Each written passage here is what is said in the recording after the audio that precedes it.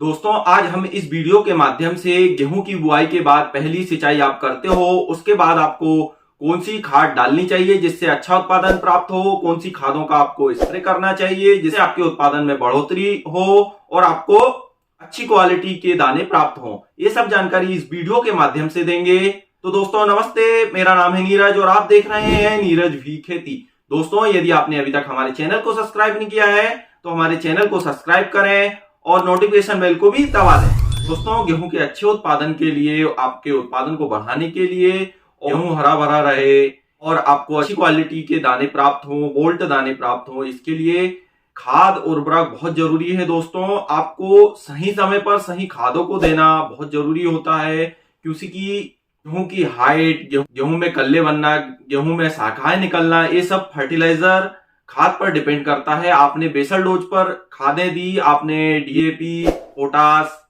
NPK, ये सब आपने यदि बेसल डोज के माध्यम से दिए हो, यदि नहीं दिए हो तो आप पहली सिंचाई के बाद खादें दे सकते हो। ये तो आपने बेसल डोज में खाद दे दी है गेहूं में, तो आपको पहली सिंचाई करने के बाद कौन सी खादों को देना है, कितने दिन पर देना है। तो दोस्तों आपको जैसे ही आप 25 से 30 दिन पर पहली सिंचाई करते हो, उस समय पर आपको यूरिया लेना है। यूरिया से दोस्तों हरापन बहुत अच्छा आएगा और गेहूं की पैदावार अच्छी होगी। यूरिया लेना है दोस्तों आपको 45 से 50 किलोग्राम। और दोस्तों इसके साथ आपको जिंक सल्फेट लेना है। दोस्तों गेहूं में जिंक की कमी से पीलापन का आना और शाखाएं कम बनना, कल्ले कम निकलना, सब जिंक की कमी से होता है। इसलिए आप 7 से 8 किलोग्राम गेहूं में यूरिया के साथ 30% वाला जिंक सल्फेट मिक्स करवा लें और डलवा दें।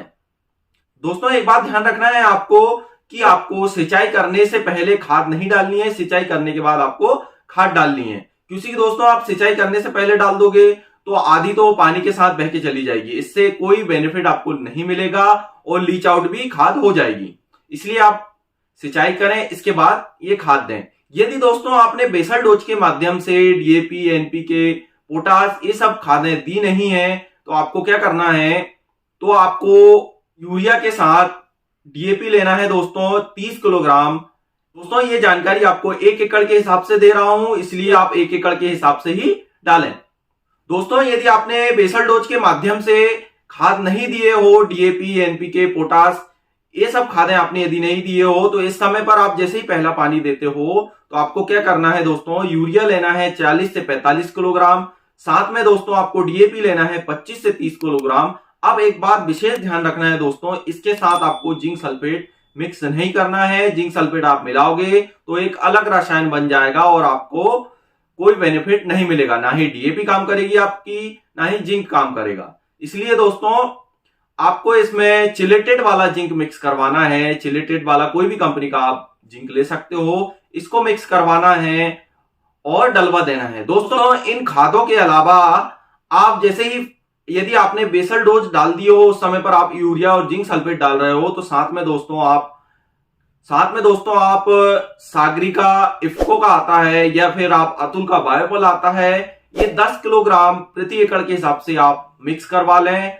और दोस्तों यदि आप कॉस्ट बढ़ा सकते हो तो आप एरिस का एग्रोमिन मैक्स आता है, इसको 1 किलोग्राम प्रति एकड़ के हिसाब से यूरिया जिंक के साथ मिक्स करवाकर डलवा दें। इससे दोस्तों एक तो गेहूं में पीलापन नहीं आएगा, कल्ले अच्छे निकलेंगे, शाखाएं अच्छी निकलेगी, तो आपको उत्पादन में बहुत बढ़ोतरी मिलेगी। एक बात ध्यान दें, इस समय पर पोटास महंगी होने की वजह से किसान पोटास खेत में उपयोग नहीं कर रहे हैं। यदि दोस्तों आप पोटास का उपयोग नहीं करोगे तो आपको उत्पादन में कमी देखने के लिए मिलेगी। इसलिए आप पोटास का उपयोग करें, कम मात्रा में उपयोग करें, मगर पोटास का उपयोग जरूर करें। आप 1 एकड़ में 15 किलो का उपयोग कर सकते हैं। और दोस्तों ऑर्गेनिक वाली पोटास का आपको उपयोग नहीं करना है, रासायनिक पोटास आती है उसका ही उपयोग आपको करना है।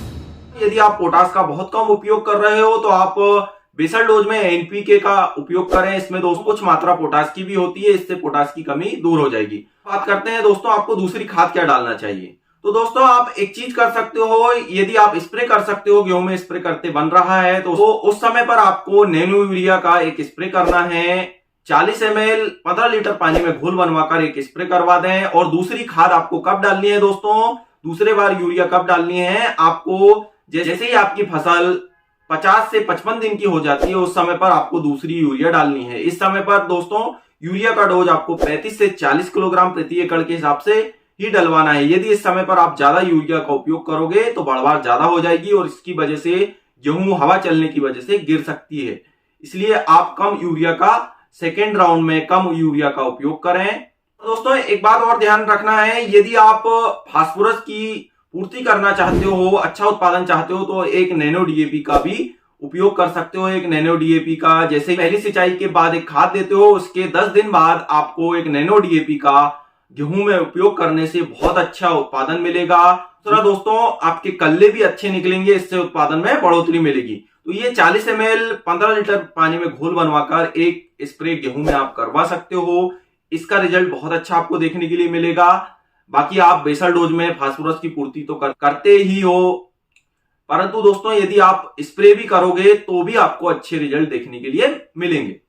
दोस्तों ये जानकारी यदि आपको पसंद आई हो तो हमारे वीडियो को लाइक करें और अभी तक यदि आपने हमारे चैनल को सब्सक्राइब नहीं किया है तो सब्सक्राइब करें और नोटिफिकेशन बेल को भी दबा दें। तो दोस्तों नमस्ते, जय जवान जय किसान, मिलते हैं अगले वीडियो में।